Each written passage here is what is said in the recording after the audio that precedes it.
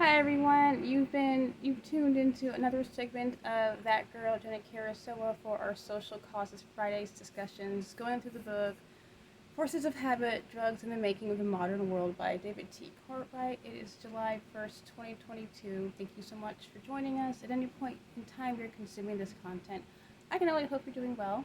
And as always, I apologize in advance if I waste your time. So we're going through chapter 3, the puzzlement of distribution, and we're going to have this broken up into two sections. So today is section 1, and the three major talking points. We're going to be talking about the introduction to the problems of distribution, also the morale around hallucinogens, and number 3, the coping with life. So at any point, again, I hope you're doing well. Thank you so much again for tuning in for our Social Causes Fridays. And let's just jump straight into it. So segment 1. Here we are. So an introduction to the problems of distribution. It's already been discussed. We've gone through morphine, cannabis, wine, spirits, tobacco, tea, caffeine, chocolate, coca, opium, all these different global products, cash crops that have been pretty much world famous and has pretty much stood the test of time. Coca has still remained a global transatlantic commodity, but there are dozens of other substances with psychoactive properties never achieved worldwide production and use. So the question is why? So one of the answers that the authors poised here is the European distribution engine, essentially. Neurologist Oliver Sacks, he wrote positively about kava, which is a beverage wide used through Oceania, but contained mostly to the Pacific Islands. And then another one, betel quid chewing, with stimulants that are similar to that of tobacco, is also limited mostly to East Africa, Eastern Asia, and Western Pacific. So the question is again, why haven't these been worldwide global commodities? One of the main reasons they say is that psychoactive substances first had to mesh with Europe's standards of what they considered medicine, recreational drugs, or trade goods. And then after Columbus, so 4 centuries after Columbus, the cash crops were transported via merchants, colonizers, seamen from Portugal, Spain, France, and Holland. So favoritism to some, and that stemmed in part to initial aversion. So some unfavorable reactions to some of the users, which kind of prohibited or slowed down progression of these trades. But also, another contributing factor was the undesirable cosmetic effects. Vanity, underrated factor of human history, contributing factor to suppression on some psychoactive substances. So in 1499, the first European to record observations, he stated, and this is something that I'll talk a little bit more on, but on page 55, he's quoted saying, observation, ugliest and most bestial people he had ever seen. Apparently, kava drinkers, perpetual drinkers, develop hard, scaly skin that was reported. Betel stains the teeth black. The lime in the quid removes calcium. It causes inflamed gums, which produces teeth loss. So apparently, the people who use these did not look pretty enough for the Europeans, so another reason to avoid spreading them. And then also logistical drawbacks. For example, coca was delayed because of perishability problems. And then another one close to amphetamine, cot, it's Q-A-T, pronounced cot. And that was delayed in shipment due to mostly, again, loss of potency. It was not able to hold on to its use very long. So that's one of the reasons why it got suppressed or was not spread out. So essentially, it was European preference. They had the technology, and they were out there colonizing and spreading stuff around. Preference, and then cosmetic effects, and then logistical drawbacks. So that's just the first segment. We're going to jump into another portion right here, the morale around hallucinogens. So let me go ahead and pull up my notes for that. Again, at any point in time, I can only hope you're doing well. Thanks again so much for tuning into our show. Looking forward to getting into some really heavy topics. This is going to be a little bit more of a heavier off. So segment 2 is going to be a little bit more of a heavier topic. We kind of have to get into the morality of these issues a bit. One of the reasons why we're doing these social causes discussions, especially right now around controlled substances, drug use, the history of them. Very, very important to understand the mistakes in the past, what we can learn from them, and what we're doing now, compare and contrast. Okay, so the morale around the hallucinogens. Non-material factors attributed to Europe's judgment due to mostly the Christian background aspect. They were suspicious of any type of chemical shortcut and altered states, especially associated with the Amerindians. So on page 56, culturally programmed to seek out substances that would help them slip into ecstatic trances. So that's one quote. So Amerindians, they say, discovered some 100 hallucinogenic plants, peyote, very, very well-known, popular mescal beans, morning glory seeds, and some others, just to list a few. So despite being essentially in a psychedelic Eden, according to ethnobotanist Peter First, the hallucinogenic plants seen as instruments of the devil and obstacles to conversion. So missionaries are trying to convert, and then they're using these, I guess, things, and they're just like, yeah, it's kind of like bringing out the devil in their theory. So page 56. So there was clear supernatural effects that this gentleman, Mr. First, observed. But the thing is, Christ was missing from the Indian rituals, resulting in suppression and not being exported. However, though, tobacco was accepted, and one critic, James I King, calling it adulterous. But many missionaries became addicted to tobacco. And is quoted saying also on page 57, no colonist could escape the exposure to tobacco. I find that funny. So the Europeans approved of tobacco because it didn't necessarily entail hallucinogens, while peyote always did. And then also page 57, it says, the Christian, civilized, rationalizing Europeans were uninterested in the shaky blast-off to the spirit world. So aversion is still evident in lands where Christian missionaries remain active. And this is kind of where I was going to take a little bunny trail and personal commentary alongside the book, what we've just discussed. So I kind of, again, pulled out the highlights. The chapter is not too long, but I wanted to break it up into two sections. So next week we'll continue the second portion. But the idea of the morality around these things. So some people claim it was a spiritual, supernatural experience. They were going into the alternate worlds, getting into the spirit realm, and having their different type of rituals. You've got Christian colonizers or Christian missionaries who are like avoiding it because essentially, you're, what is the quote saying? Oh, the devil, it says hallucinogenic plants seen as instruments of the devil and obstacles to conversion. So, and then clear supernatural effects, Christ missing from Indian rituals, resulting in suppression and not exported. This is a difficult one, especially even in modern day society, talking about any form of controlled use and the morality behind it. Like, some Christians believe you shouldn't drink, some believe that it's okay not to get drunk. Some people say you can't use anything like that would alter your state of mind. Other people are like, do what you feel is best for you. Personal convictions. Plenty of verses that'll go through, not everything is profitable, but everything is lawful. It's not beneficial, but it's not doing anything. So this is where individual conviction is very, very important. Personally, as a Christian, it's difficult to answer this question. To be perfectly honest, I don't really have a definitive answer because I've never used any of these substances. I don't really know. This is why we're kind of going through the history and learning. So it's more of, I'm putting a lot of food for thought out there, a lot of curveballs. I don't have a definitive. I can definitely say probably not a good idea. I always plead the blood of Christ, pray the Lord's Prayer, ask for the Lord. If you believe that the Holy Spirit is real and He dwells in you, it'll convict your spirit and your conscience. So that's pretty much all I have to really say about that aspect of it. It's kind of disheartening, though, that, like I mentioned earlier, the description when we talked about the cosmetic effects and the quote on page 55. Now, let me just pull it up directly because I didn't put the gentleman's name in the notes. So let me give credit where credit is due for this very, very, okay, let me see if I can even pronounce it. Right.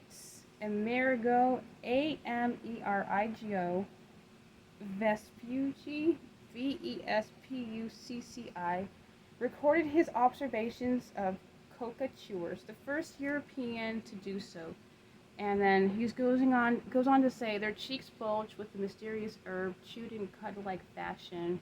He declared them the ugliest and most bestial people he'd ever seen. And so we've got this I consider very judgmental, harsh critic over aesthetics. And then now talking about Amerindians and their form of worship and rituals and understanding. It's very difficult to sit here and honestly not be a little bit concerned about the harsh criticism of the European colonizers, settlers, or missionaries.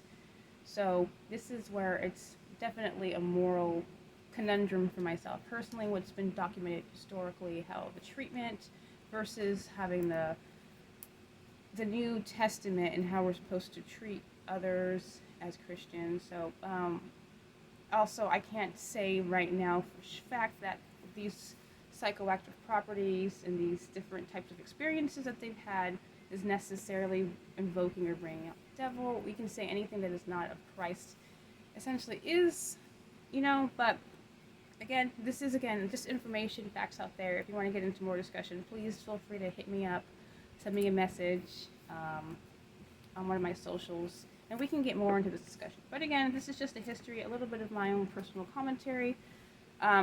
Kind of torn with that one, admittedly, but there's a lot more to be discussed, and we'll have more discussions like this where I can give you a little bit more backing or details or form more of a firm opinion on this very sensitive topic. So with that, let's just kind of transition to our final segment, which is also very, very fascinating, and why I wanted to spend a little bit more time with this chapter specifically, because when we do the second half of it, we're going to wrap everything up, and we'll have a lot more to talk about. So please stay tuned. So let me go ahead and put that in there right now. Give me a moment. Thank you so much for your patience as I learn technology a little bit better. Okay, so now for the good stuff. Segment 3, coping with life, and then I quoted one piece from a contributing historian called Bread of Dreams. So let me see if I can pronounce this. Piero Camperossi. One influential scholar believed their hallucinogenic experiences were not religious, and he describes early modern world as hellish, with perpetual hunger, disease, mass suffering from protein and vitamin deficiencies. So I'm definitely big on the vitamin deficiency discussion, so I can kind of understand that. On page 58, there's a list of other things: the deliria of fevers, the festering of wounds, ulcers, gangrene, harmful effects of ignoble breads. So it was a hallucination scenario. So Camperosi's theory that bread had been poisoned. Paradoxically, absence of bread could also induce hallucinations due to starvation, prohibiting the enzymes, hindering normal brain function. So there's this fungus. Let's see if I can pronounce it right. I think I pronounced it right. I've never actually heard of this term before. Ergo fungus, or ergo, E-R-G-O-T fungus, or ergot, or ergo. I'm guessing. I didn't look it up, but I apologize for that. But it's spelled E-R-G-O-T fungus. I put a link in there if you want to look that up later on your own. So his theory was that bread had been poisoned, and that was causing the hallucinogenic effects, and it wasn't a religious thing. So whether starved or contaminated, a huge stratum of the poorest part of the population lived in a universe completely unreal of extrasensory perceptions. And then this fungus was capable of producing hallucinations, death, debility, likely one source of unintended intoxication. So this fungus, it flourished on rye crops around the winter and wet spring until about the 1660s, when the Europeans started to substitute it with wheat, potatoes, maize, and then essentially the ergotism subsided. But also, the spread of distilling detoxified this ergoty grain and helped to reduce the poisonings. So, the real value of this gentleman Camperosi's work is that it underlines, this is really important, so I wanted to break this up. It underlines the dire utility of psychoactive substances, helping peasants and workers cope with lives lived on the verge of the unlivable. And that's page 59, that quote. So, pretty much, it really was a coping drug. Some of these. Page 59, also another quote directly. Coping drugs that did not entail hallucinations could have been of greater value to the gentry who control peasant labor. So you've got the colonizers, the people on the plantation, the slave owners, what have you. They're the ones that are deciding what drugs you can use while working. So the ones that didn't have the psychoactive or the hallucinogenic effects probably weren't going to be used or popularized because obviously, people are going to be too high to work, I guess. So, but the rapid growth of distilling and tobacco took place during the general crisis of the 17th century. So, they say those born between 1590 and 1600 and they managed to live through inflation, unemployment, pestilence, frigid weather, crop failures, riots, massacres, murders, and we listed all the other diseases too, gangrene, fevers, a whole bunch of stuff. Just really, really harsh living conditions. But the author says, plainly put, these were people who could use a drink or a smoke. So I find that funny because we have so many people, modern day society included.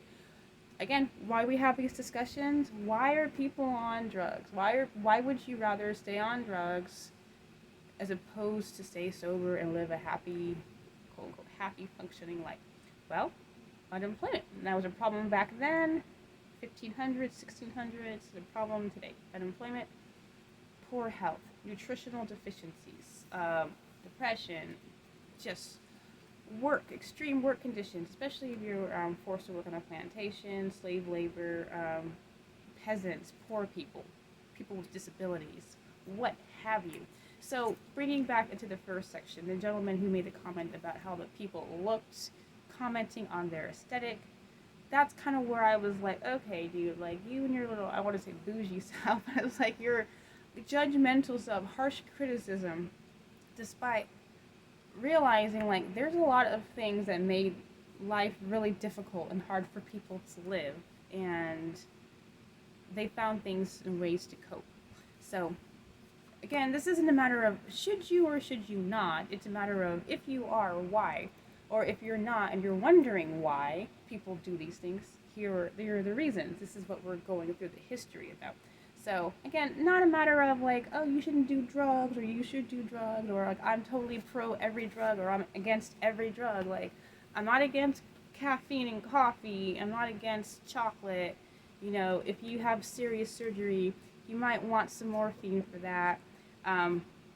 Because we have it, like if you got a gunshot wound, you might want something a little bit stronger than a cigarette. I mean, people were suffering very, very terribly. People are suffering now. So we have a lot of the modern conveniences of the world, yet we're still seeing unemployment, we're still seeing war, we're still seeing murders, we're still seeing sicknesses and diseases and ailments. We're doing better, but we do have people who are severely addicted to drugs, debilitating to the point where they can't function without them. So this is a question of how do we handle this? Do we just completely go cold turkey and quit everything? Does the government need to shut down every single drug and say you can't use it? Or do we need to regulate things differently? Do people need better coping skills or coping mechanisms? Should we treat the nutritional deficiencies or protein deficiencies differently? And as we continue reading on this segment, we're going to talk more about the benefits of certain things and how just because back then it wasn't a global commodity, it doesn't mean that in modern day things can't change. So I'm looking forward to continuing this segment or this chapter with you guys for the second portion to wrap everything up and really get a good discussion. So I'm looking forward to it. I can't wait. It's going to be fun. This has been a great book, and I'm already learning so much. And I hope who's ever tuned in at any point in time, you're also learning. So, as always, I thank you so much for who's ever tuned in. I've been your host, that girl, Jenny Kirisowa, for our Friday Social Causes discussion, going through Forces of Habit, Drugs in the Making of the Modern World by David T. Courtwright. Very, very talented history professor and author. Very, very appreciative of this, and I'm looking forward to continuing discussions about what's going on in our society, why we are where we're at today, why we do what we do, and why certain drugs are popular and why certain ones aren't, the different effects and societal responses to them. If anyone has feeling compelled or led in your heart to contribute to this channel, greatly appreciate it. I'll put the Cash App link in the description, and I appreciate those who tuned in. And as always, God's peace.